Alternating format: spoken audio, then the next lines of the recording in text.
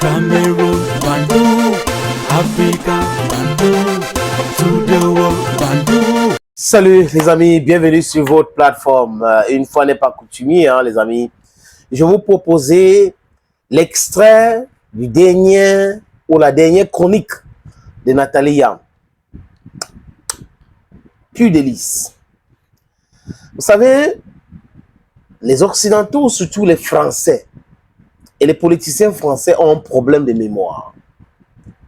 Si c'est pas s'ils perdent la mémoire tout le temps et vite fait, avant de raconter des inepties. Un ministre français de la Défense va déclarer ceci. Un ministre français des Affaires étrangères va déclarer cela. Et ils sont tous, quand ça concerne l'Afrique, dans le mensonge. Pendant qu'on y est, les amis, Emmanuel Macron a appelé le terroriste qui a pris le pouvoir en Syrie. Il a appelé au téléphone. Il veut le recevoir à Paris. Lui donner tous les honneurs. Donc, quelqu'un qu'on avait mis, sa tête était, on avait mis, pris sa tête à 10 millions de dollars. Les États-Unis d'Amérique, il prend le pouvoir et il devient fréquentable. Il allait en Turquie. C'est pour cette raison que je dis encore à tous les Africains, à tous les chefs d'État africains, les leaders africains qui veulent la souveraineté africaine, qui sont en train de lutter pour, de faire très attention avec la Turquie. La Turquie de Erdogan ne joue pas franc jeu avec les Africains. C'est un pays qui est dans l'OTAN. Donc attention, attention avec les Turcs. C'est le serpent à deux têtes. Attention avec les Turcs. Un pays qui est dans l'OTAN, qui travaille avec les Occidentaux et qui prétend nous aider à nous débarrasser des Occidentaux, posez-vous la vraie question. S'il y a la sincérité dans cela. Donc vous avez un monsieur qui a enlevé Bachar al-Assad, qui n'était pas mon ami ou un ami des Africains, au pouvoir, qui était un terroriste, qui était dans un groupe terroriste, qui a tué beaucoup de personnes, qui a le sang entre les mains, a été reçu par Erdogan et Emmanuel Macron veut le recevoir. Emmanuel Macron vient nous dire que ce sont les dictateurs, la jeune au pouvoir au Mali, la jeune au pouvoir au Burkina Faso, la jeune au pouvoir au Niger. Mais Emmanuel Macron perd le nom ou quoi? Le ministre français des Affaires étrangères perd le nom ou quoi? Et quand il ose dire, encore les amis, qu'ils sont arrivés au Mali parce que les Maliens les ont demandés. Dans sa chronique, Nathalie Yam a présenté une lettre que l'ancien militaire, parce que c'était un militaire qui était au pouvoir et c'est extraordinaire que lui, il était fréquentable et Assimi Goïta est combattu aujourd'hui. Vous comprenez pourquoi? Avait demandé l'appui aérien de la France et non les militaires français. Mais la France a vu ça comme une opportunité, peut-être de couper le nord du Mali complètement du Mali.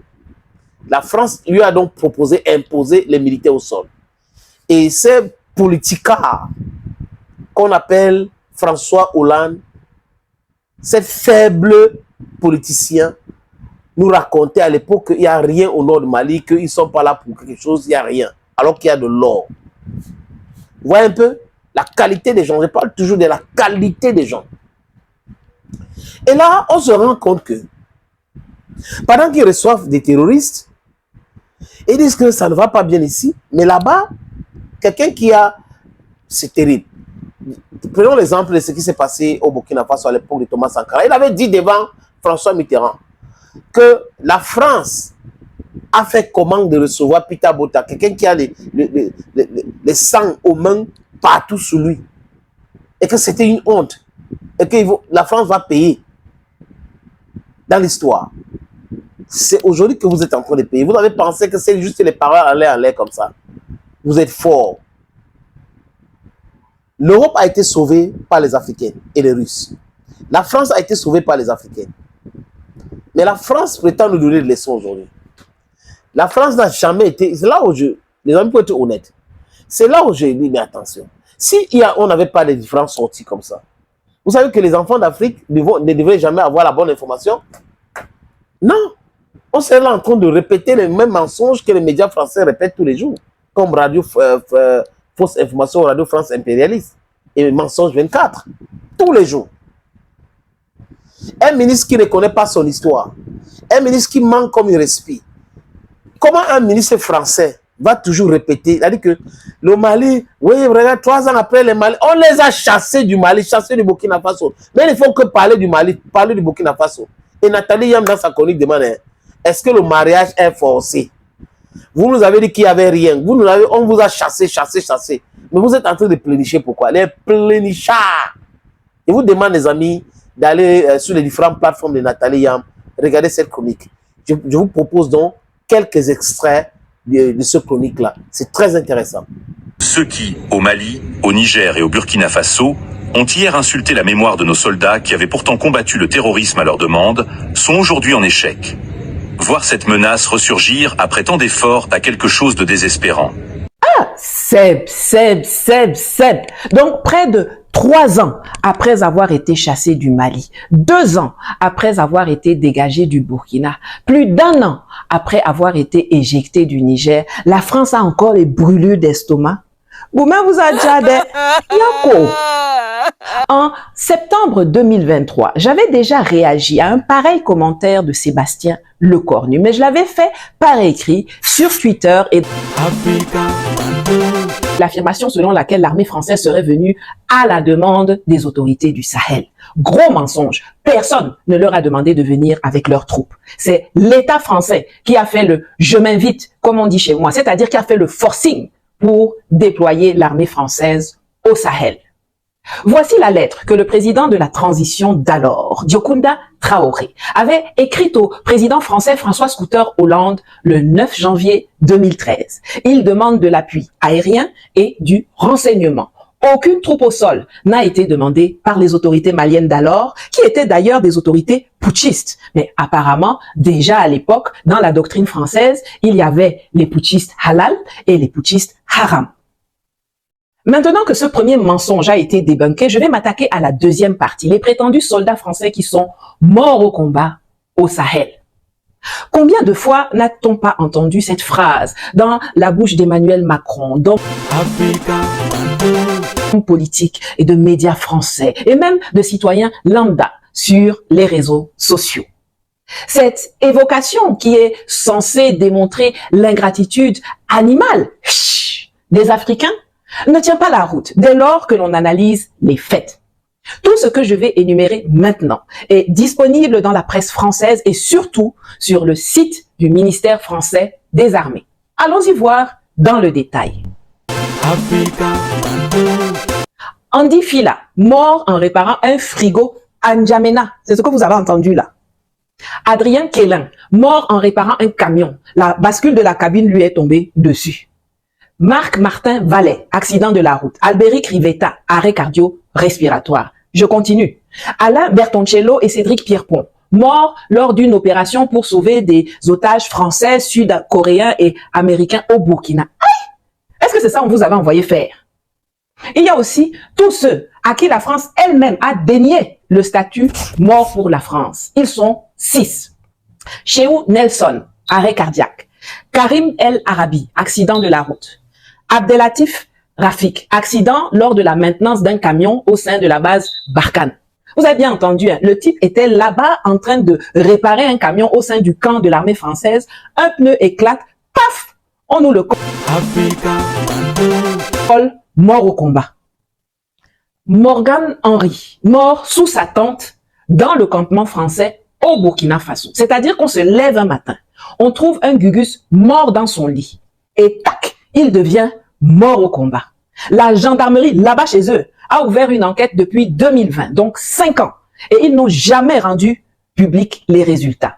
Eux-mêmes savent pourquoi.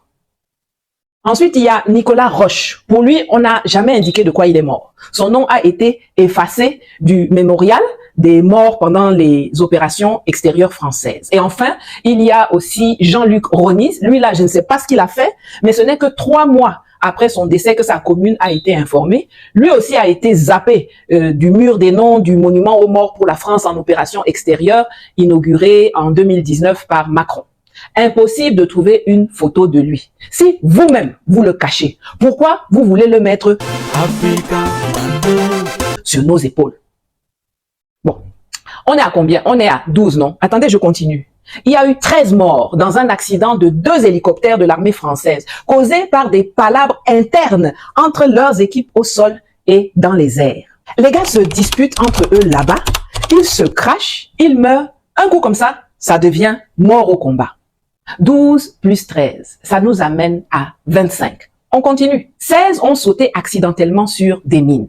Est-ce que l'on doit pour autant les comptabiliser dans le lot de ceux qui sont morts au combat? Je pense qu'à cet instant, il est bon de rappeler aux Français les 11 millions de mines qu'ils ont plantées en Algérie entre 1956 et 1959 et dont ils ont refusé de dévoiler l'emplacement jusqu'en 2007. Ces mines-là ont tué et estropié plusieurs milliers de personnes, principalement des enfants. En mars 2023, un enfant de 6 ans est encore mort en sautant sur une mine française en Algérie. Est-ce qu'on peut dire que ce petit garçon et toutes les autres victimes civiles algériennes sont morts au combat? Si on ne le dit pas, alors on n'acceptera jamais de dire que les Français qui ont sauté sur les mines, que leurs supplétifs terroristes sont allés cacher au Sahel, sont morts au combat. Toute chose étant égale par ailleurs, ceteris paribus, comme le disent mes ancêtres sérères. Pour la fin, je vous ai gardé la cerise sur le gâteau. Thomas Guibault, Baptiste Truffaut, tous les deux tués par d'autres soldats français. Ils se trucident entre eux, ça devient notre problème, si c'est pas la malchance ça. Nous voici donc à l'heure du bilan, le vrai bilan, étayé par des faits indiscutables que eux-mêmes ont communiqués.